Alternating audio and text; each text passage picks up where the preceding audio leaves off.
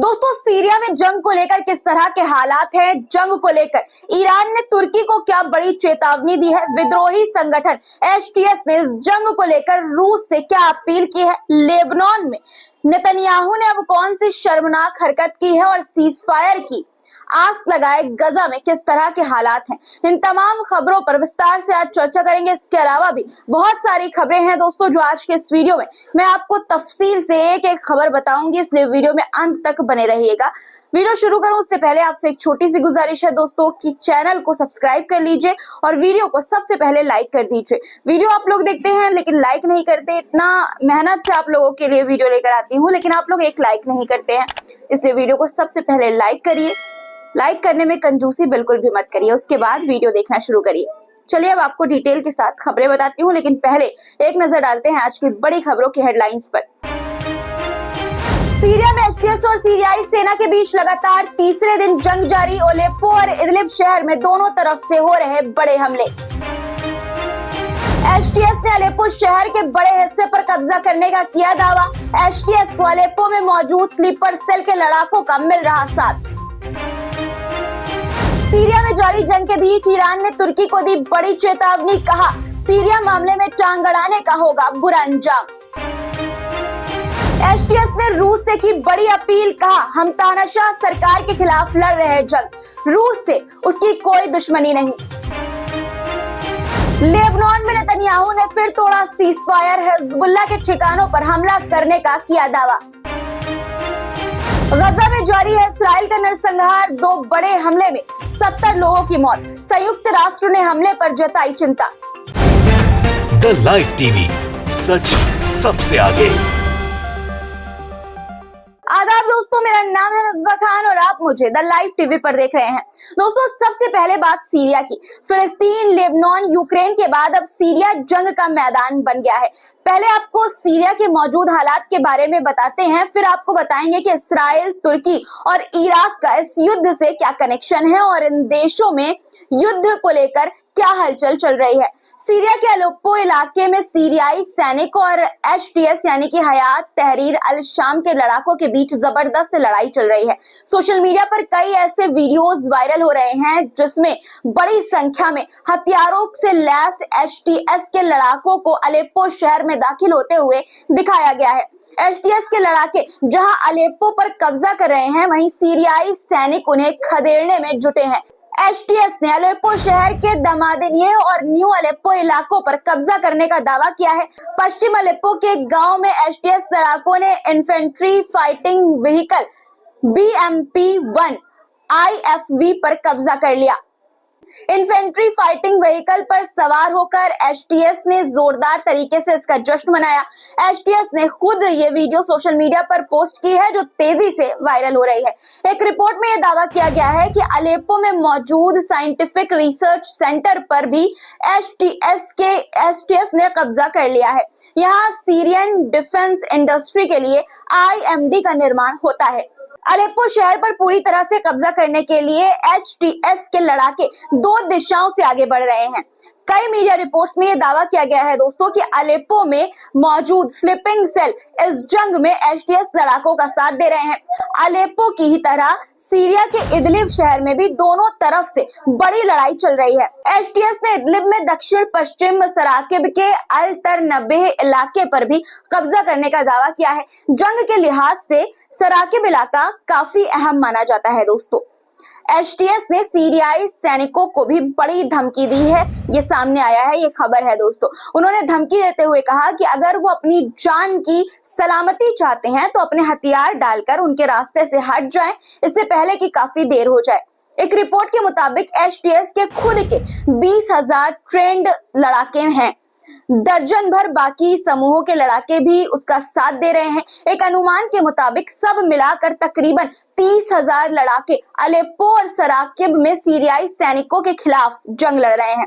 बताया जा रहा है कि एचटीएस गुट में शामिल लड़ाके ईसाई और गैर मुसलमानों को पसंद नहीं करते हैं। उनके इलाके में अगर ये लोग पाए जाते हैं तो उनकी जान को खतरा हो सकता है। सीरिया के तेल रिफात इलाके में भी एचटीएस और सीरियाई सेना में लड़ाई जारी है। एचटीएस लड़ाकों के हमले की वजह से यहाँ सीरियाई सेना को पीछे हटना पड़ रहा है। तेल रिफात के करामिल गांव से एक वीडियो सामने आया है जिसमें सीरियाई अरब सेना को वहां से पीछे हटते हुए देखा जा सकता है। हालांकि सीरियाई सैनिकों के हौसले टूट नहीं रहे हैं दोस्तों, टूटे बिल्कुल भी नहीं है। एसडीएफ यानी कि सीरियन डेमोक्रेटिक फोर्सेस का कहना है कि उत्तर पश्चिमी सीरिया में जबरदस्त लड़ाई चल रही है और हालात पर उनकी पैनी नजर है। लोगों की सुरक्षा और देश की सुरक्षा के लिए जो भी जरूरी कदम होगा वो उठाएंगे। दोस्तों, एचटीएस के खिलाफ जंग में रूस सीरिया के राष्ट्रपति बशर अल असद का साथ दे रहा है। रूस के हवाई हमले में एचटीएस को बड़ा नुकसान भी हो रहा है। यही वजह है कि एचटीएस ने रूस के नाम जारी एक संदेश में उनके खिलाफ हमला बंद करने की अपील की है। एचटीएस ने कहा कि वो रूस के खिलाफ नहीं है और भविष्य में रूस उसका सहयोगी होगा। उसने कहा कि हम सीरियाई सरकार के खिलाफ हैं। अलेप्पो और इदलिब में जंग की वजह से निर्दोष लोगों की मौत पर उन्हें गहरा दुख है और वो इसकी निंदा भी करते हैं। एचटीएस ने कहा कि अगर इसी तरह के हालात बने रहे तो जंग में और निर्दोष मारे जाएंगे। उसने कहा कि एचटीएस किसी देश या सीरियाई नागरिकों के खिलाफ कभी नहीं रहा, ना उसका रूस से लेना देना है और ना ही रूस यूक्रेन युद्ध से इस लड़ाई का कोई ताल्लुक है। उसने कहा कि एचटीएस का मकसद सीरिया के लोगों को तानाशाही सरकार से आजादी दिलाना है ताकि सीरिया विकास के रास्ते पर आगे बढ़ सके, अमन चैन के रास्ते पर आगे बढ़ सके। दोस्तों, सीरिया में तख्ता पलट को लेकर चल रहे विद्रोह के बीच एक रिपोर्ट सामने आई है। इस रिपोर्ट के मुताबिक एचटीएस और उसके सहयोगी समूहों के 600 से ज्यादा लड़ाके मारे गए हैं। इस रिपोर्ट में एचटीएस का मजाक उड़ाते हुए लिखा गया है कि जब हिजबुल्लाह के पेजर और वॉकी टॉकी में धमाके हुए थे तो एचटीएस ने इसे खूब मजे में लिया था, खूब इसका मजाक उड़ाया था, इसके मजे लिए थे, लेकिन महज 2 दिनों के अंदर उसके 600 लड़ाके मारे गए। इस पर वो क्या कहेगा? दोस्तों, कहने के लिए सीरिया में सीरियाई सैनिक और एचटीएस यानी कि हयात तहरीर अल शाम के बीच सीधी लड़ाई चल रही है, लेकिन हकीकत में इस जंग में कई देशों और लड़ाकों की एंट्री हो चुकी है। ईरान और रूस सीरियाई सैनिकों की मदद कर रहे हैं। वहीं बताया ये जा रहा है कि इसराइल और तुर्की एचटीएस का साथ दे रहे हैं। इसी को लेकर ईरान ने तुर्की को बड़ी चेतावनी दी है। ईरान ने तुर्की को सीरिया के मामले में दखल न देने की चेतावनी देते हुए कहा है कि वो हर मामले में टांग न अड़ाया करे, वरना इसके गंभीर परिणाम उसको भुगतने होंगे। तुर्की को आगाह करते हुए ईरान ने कहा कि सीरियाई सरकार की मर्जी से रूस और ईरान असद सरकार की मदद कर रहे हैं, इसलिए सीरिया में दखल अंदाजी के लिए तुर्की इस बात को बहाना न बनाए तो उसके लिए बेहतर होगा। तुर्की की तरह नेतन्याहू भी अपनी हरकतों से बाज नहीं आ रहे हैं। खुद इसराइल तो उनसे संभल नहीं रहा है, अपना देश उनसे संभल नहीं रहा है। सीरिया के मामले में वो कुछ ज्यादा ही दिलचस्पी दिखाते हुए अब नजर आ रहे हैं। खबर है कि सीरिया और लेबनान के मुद्दों पर नेतन्याहू ने सुरक्षा अधिकारियों के साथ बैठक की और दोनों जगहों के हालात को जाना और अपनी रणनीति बनाई। अब सवाल उठता है कि सीरिया मामले में इसराइल की क्या दिलचस्पी हो सकती है? दरअसल ईरान, हिजबुल्लाह और एक्सिस ऑफ रेजिस्टेंस के बाकी लड़ाके असद सरकार के साथ हैं और एचटीएस लड़ाकों को हमले का जवाब दे रहे हैं। ईरान के खिलाफ सीरिया में भी इसराइल का ऑपरेशन चल रहा है। हिजबुल्लाह और ईरान की वजह से सीरिया के हालात पर नेतन्याहू पल पल की रिपोर्ट हासिल कर रहे हैं। बताया यह जा रहा है कि ईरान और हिजबुल्लाह को कमजोर करने के लिए नेतन्याहू एचटीएस का खुलकर साथ देने पर गंभीरता से विचार कर रहे हैं। नेतन्याहू अपने फायदे के लिए इस हद तक गिर सकते हैं दोस्तों कि वो एक लोकतांत्रिक सरकार को गिराने से भी पीछे नहीं हटेंगे। उसकी भी तैयारी, प्लानिंग वो कर रहे हैं। ईरान, रूस, इसराइल ही नहीं, इराक में भी सीरिया युद्ध का असर दिखने लगा है। अब दोस्तों, एक मीडिया रिपोर्ट में दावा किया गया है कि इराकी सेना मोसुल से सीरियाई सीमा की ओर आगे बढ़ रही है। इराकी सेना ने सीरियाई सीमा पर 2 पॉपुलर मोबिलाइजेशन फोर्सेस ब्रिगेड के साथ 3 ब्रिगेड तैनात की है। रिपोर्ट में दावा किया गया है कि विद्रोहियों के हमले का जवाब देने के लिए टाइगर फोर्स, रूसी हवाई दस्ता, ईरानी सैनिक, अफगानी ब्रिगेड और लड़ाकों के कई समूह एकजुट हो रहे हैं। अब बात लेबनान की करते हैं। सीजफायर के बाद भी इसराइल का लेबनान पर हमला जारी है। दक्षिणी लेबनान में इसराइल ने फिर हवाई हमला किया है। जी हां दोस्तों, इसराइल की तरफ से यह दावा किया गया है कि उसने हिजबुल्लाह रॉकेट लॉन्चर पर हमला किया है। जाहिर है दोस्तों, इसराइल खुलेआम सीज फायर का उल्लंघन कर रहा है, लेबनान पर बम बरसा रहा है, लेकिन उसे रोकने वाला कोई नहीं है। लेबनान के अल-ख्याम शहर में 4 इस्राएली टैंकों से हमला किया गया है। अल-ख्याम में एक आखिरी रस्मात के दौरान ये हमला किया गया। ये वो इलाका है जहां जंग के समय में भी इस्राएली सैनिक नहीं पहुंच सके थे। इस्राएली सेना अब बानी हयान शहर की ओर भी बढ़ रही है। ये भी वो गांव है जहां वो जमीनी ऑपरेशन के दौरान भी नहीं पहुंच सकी थी। यानी दोस्तों, लेबनान के कई ऐसे इलाके हैं जहां पर नेतन्याहू की सेना यानी कि इस्राएली सेना घुस रही है, जहां पर वो जंग के दौरान नहीं घुस पाई थी, लेकिन सीज फायर के बाद अब वो उस जगह पर घुसने की पूरी कोशिश कर रही है। लेबनान में सीज फायर के बाद, या कहें कि झूठे सीज फायर के बाद, गजा में नेतन्याहू का जुल्म और तेज होता हुआ नजर आ रहा है। नरसंहार और तेज होते हुए नजर आ रहे हैं।